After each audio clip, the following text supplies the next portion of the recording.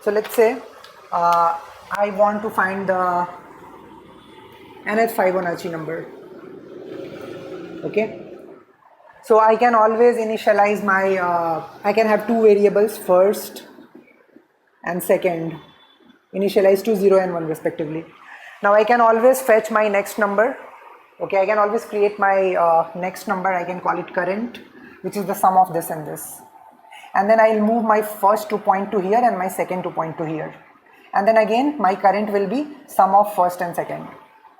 And then I can again move my current here and first here. So this is the way in which I can easily generate nth Fibonacci number in order n time. So this is DP.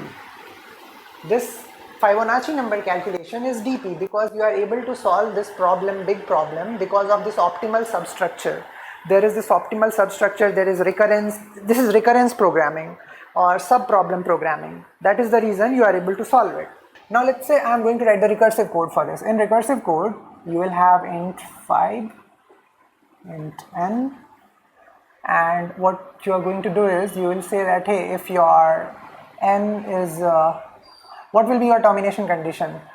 So if your n is smaller than 2, you can say, hey, return n, because first Fibonacci number is 1 and 0th Fibonacci number is 0. Otherwise, what will you do? You will say that, hey, return Fibonacci of n minus 1 plus Fibonacci of n minus 2. This should ding one more bell in your head that a recursive code has a recurrence relation, and that recurrence relation is not true for all the values. The values for which it is true, you have this generic recurrence relation for them, and the values for which it is not true, you have your termination condition for them, and I had talked about it in recursion as well. Okay, so this is your recursive code. But if you take a look at its recurrence tree, let's say you are trying to find Fibonacci of 4. So it will come here, it will call Fibonacci of 3, Fibonacci of 2. This Fibonacci of 3 will call Fibonacci of 2, Fibonacci of 1. Do you see that there is f of 2 here as well, and there is f of 2 here as well? And in this way, had it been a bigger number, had it been, let's say, f of 6, you would have seen there was f of 5, there was f of 4. Now this f of 4 is bound to come here also, and there is f of 3 here. So this thing repeated. Now this f of 4 will call f of 3. This repeated. So there will be many overlapping sub-problems. This is the second property of DP, that whenever there are many overlapping sub-problems, so the first thing that I said was optimal substructure, and second thing is overlapping sub-problems.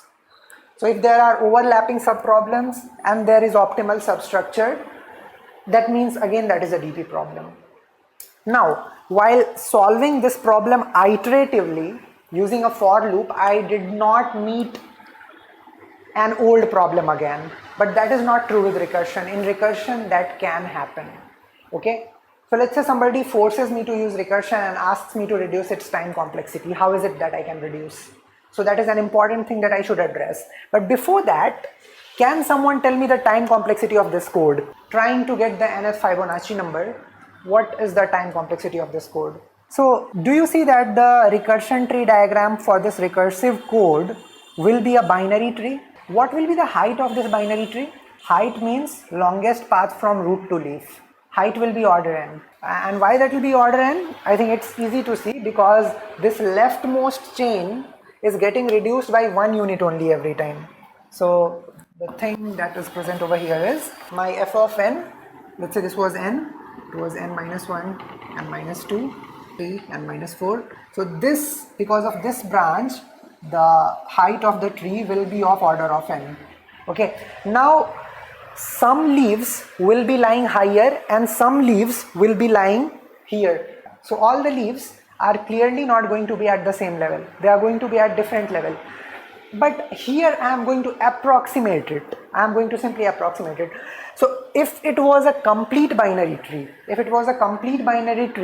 of height n, there most certainly number of nodes would be order of 2 raised to power n. It will be order of 2 raised to power n. And now this is going to be a tree in which some leaves will be higher, some leaves will be lower. So you can say that, hey, it will be approximately this much, but it will never be equal to this much. It will be something which will be smaller than this only. So whenever you are, somebody is asking you to figure out the complexity of a recursive code like that, then a very easy way to do is that you figure out that which kind of tree that is. Is that a binary tree, ternary tree? If it is a ternary tree of height n and every level is full, it will be 3 raised to power n. Here it is a binary tree of size n, all the levels are not full, but I can put an upper cap at it, that on a very high level, order 2 raised to power n will be the number of operations which will be happening. And why is it happening? Why are so many operations happening? They are happening just because of the overlapping subproblems. So they are clearly happening because of overlapping subproblems. So they can be thought of as different requests that a server is getting. So why not cache it? So because of that, so what would I want to do is that once I have solved a problem, I should store the solution of it somewhere, so that next time when I see that problem again, I don't have to solve it, I can directly return it from there. So the entire point is, let's say you were able to find the answer of f of 4 here, because f of 4 would have called f of 3 and f of 2. And you found out what f of 4 is. Why not store this thing somewhere and say that, hey, for 4 the answer is, let's say, x. And the moment you see this 4 again, you look up for this 4 from here and you do not call anything again, you directly return this x from here to your parent. So this is like caching. So some people, they call recursion as cached brute force, because the code is this recursion code is a brute force code and you have cached it. So you're having some caching for the previously solved problem. So this is called as cached brute force. This is also called as smart recursion or backtracking. Because why smart? Because whatever you have done, it might come again, so you have stored it. Cool. So these are the important things about it. Now, how do I store it? Can somebody tell me that I need a storage? I need a storage of the problems that I have already solved. So what should I use to store them? Yes, so one thing could be a map. I can have a map where the key of the map is the problem name. And what exactly will be the key of the map? Or let's say you are talking about key. This key has to denote a unique problem. And this value has to denote the solution to that problem, right? What should this key be? Can I say the key can simply be the state? Key can simply be the state, don't you think so? Yeah. So that is the reason the states that I will have to find out nth Fibonacci number will be from 0 to n. So what I can do is that I can simply store these things, which are I can just have an array of size n plus 1, and if I have solved for 5th Fibonacci number, then array of 5 will contain the value of that 5th Fibonacci number, so that when I face it again, then I can directly return it. So let's do one thing. If let's say it is a one-dimensional problem, and I know that the values of my dimension can be from 0 to n, then how much of space do I need? I need n plus 1 amount of space, and for that I can declare an array of size n plus 1. And the moment I solve, I store my solution over there. So this is how it is going to actually look like. Can you write a code to store the solutions so that the time you see it again, you can directly return it? This technique is known by a very popular name. You might have heard of it. This is called as memoization. Where from this word memoization came? Let us understand that. So have you guys heard of memos? Not momos, memos. You would be creating memos on your mobile phone, right? You create many memos which are your slips, or tasks, or you store something. So it is just like that. Your each solution is like a memo, and your memo data structure is a one-dimensional array over here. So you initialize your memo. So your memo is of size n plus 1 because you are trying to find nth Fibonacci number, and you know that the state can vary from 0 to n, and you initialize everything to null initially. This is your, and then this is your recursive code, Fibonacci number calculation for n. So whenever you are writing a code, whenever you are doing that, the first thing that you should do is you should write a termination condition. So your termination condition is if n is smaller than 2, return n. Otherwise, what you should do? Tell me, if you were here, then you have already solved this problem. If you have already solved this problem, will mem of 4 be null when you are here? It will not be null, right? It will not be null, because if you solve a problem, what did I say? If you solve a problem, you would have seen this thing before seeing this thing, right? Now when you saw this thing, you stored the solution of this in this memo, and now when you reached here, you can refer to this memo for this key, and you will see that, hey, the solution is already there. So first thing to write in your recursive code is your termination condition, and then there is the code for memo check. So you check if this solution, if this problem has been already solved or not. So now what will you do is, you will check, let me call it I to reduce the confusion. Okay, so now you will check that if mem of I is not equals to null. If this is not equals to null, that means I have already solved it, and if I have already solved it, then I can simply return it. If you are neither here nor here, then you have to come here. Tell me one thing, can I swap these two? I mean, can I have first this if check and then this if check? So it is not a great idea to do that. I'll tell you why it is not a great idea to do that. Now listen to me very carefully. Sometimes it might happen that you are terminating for I equals to -1. It can happen that at times you are terminating at I equals to -1. Okay, guys, I'm not talking with respect to this problem. In some other problem it can happen, right? And now when you are terminating at such negative values of I, looking up for mem of -1 or mem of -2 will give you index out of bound exception. So it is always recommended to first write a termination condition and then perform a memo check. So keep this thing in your head to reduce the chances of getting error. Okay, anyways, so this was my termination condition, this was my memo check, and what about the next? Now next thing will be that this is a valid problem which is not my terminal node, and I am seeing it for the first time. So what do I do when I am seeing it for the first time? When I am seeing it for the first time, my responsibility is to solve it. Yes or no? I must solve it, right? So how do I solve it? To solve it, I need to recursively call my left child and right child. So I'll call fib of I-1 plus fib of I-2. Should I put a return statement over here? Is this enough? So if I have not solved, I am simply going to return this. Yes, it does not make sense. Why it does not make sense? Because that way you are solving it, but you are not storing it. And because you are not storing it, you cannot reuse the next time you say it again. So this is a next very important point. So you solve it, but do not return it right away. Solve it and then store the solution of this in this mem array, and then return this value.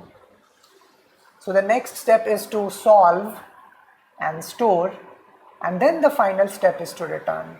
If you follow this sequence, you will drastically reduce the chances of getting error. First, termination condition. Termination condition is always order 1. Memo check. If it is there in memo, you return in order 1. If it is not there, then you solve it and solve and store and then return from that store. So next time whenever you write code, just ensure that your code is abiding by these things. You will not get error.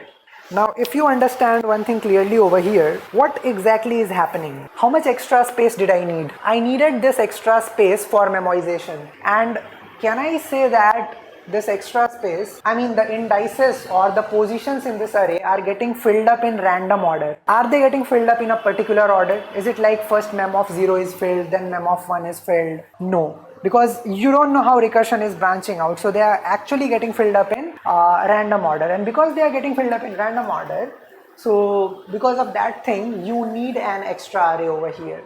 So guys, this thing is nothing but recursion plus memoization, and this is referred to as top bottom DP. So there are two ways of solving a question on DP. First way is top bottom. Top bottom means because recursion generally starts from a top problem and goes down to bottom. And in process of doing that, there are overlapping problems, there is optimal substructure, and for that I am memoizing that recursive code. So top bottom DP is nothing, memoizing the recursive code. So this is the first way in which you can solve DP. Now, whenever you are memoizing a recursive code, you need some extra space. You definitely need some extra space. And what is bottom top approach? Bottom top approach is the previous iterative approach that I had written. So in bottom top approach, what you do? You do something like this. You initialize your, let's say you have an array 5 n plus 1. So you initialize 5 of 0 as 0, 5 of 1 as 1, and then you iterate from 2 to n by writing 5 of I equals to 5 of I minus 1 plus 5 of I minus 2, and then eventually you return 5 of n. So this is bottom top approach, which is nothing but iterative code, bottom top. So this is also using this relation, and this is also using this relation. Okay, it's just that the way of solving is different. But here if you take a look, your array is getting filled in a sequential order. So first you filled this, and then you filled this, and then you filled this. So it is getting filled sequentially. So it's like filling a table. So here it is a one-dimensional array. If your problem is two-dimensional, then you will need a 2D memoization array. So that will be like a 2D table. So this thing, and there also you will fill the table in a particular order, one by one, sequentially. So this bottom top approach is also called as tabulation. Now, as I said, using my bottom top approach, I can discard an array and I can do it in order 1 space also. Can I do it in order 1 space? The answer is yes, as I did before. I can just keep a track of previous two Fibonacci numbers. I can have a first and second and a current, and every time I am just modifying my first and current. So bottom top approach allows me to cut down on the space. Why? Because whenever my problem is just dependent upon last few problems, in that case I can just store the solution to last two, and because I am filling out them in a sequential order, I can really do that. But here that is not doable. So different flavors of DP that I am showing you have got different pros and cons. The biggest benefit of this thing is it allows you to save space, but this might not allow you to save space. What is good about this? This is very, very intuitive to think. You can think it very intuitively. You first simply write a recursive code. You don't have to do anything. Write a simple recursive code and then check which variables are changing. The variables that are changing, that will act as your state, because that uniquely define a problem, and then memoize at the level of that variable, and then your job is done. So for every question, you guys have to solve using both bottom top DP as well as top bottom DP. Okay. What will be the time complexity of this now? Can anyone take a shot? I mean, this memoized code, how much time is this going to take now? Is this order n now? So this is order n, and how to comment that I'll tell you. See, for iterative code, telling the time complexity is a piece of cake, but for recursive plus memoized code, how to do that? Think of it in this way, that how many different problems are there? How many different problems are there? You solved 5 of n, 5 of n minus 1, 5 of n minus 2, 5 of 5, 5 of 6. There are n different problems, right? N different problems. And for each problem, assuming that the previous problems were solved, because their complexity should not be considered in this, they are separate nodes. If they are solved, I can find this in order 1, right? So if there are n different problems and each of them can be solved in order 1 time, the total complexity will be number of problems into order 1, which is order of n. whenever you have been asked about the time complexity of this, focus your attention on how many different problems are there. How many different problems are there, and then see how much time is being taken, or instead of time, just see how many different transitions are there.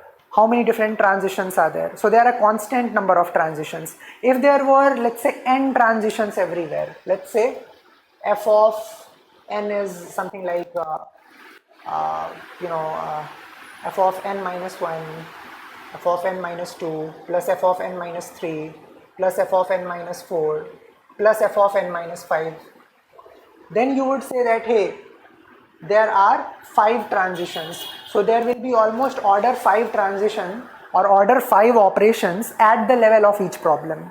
And since there are n problems and at the level of each problem there are order 5 operations, so the time complexity is 5 into n.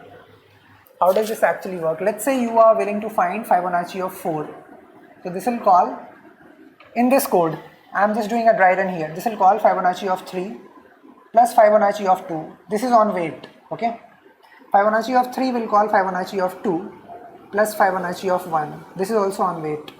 This will call Fibonacci of 1 and Fibonacci of 0. This is your termination condition, okay? This is your termination condition and this is also your termination condition. So this f of 2 got returned. I think let me draw a longer one because that will make better sense to you.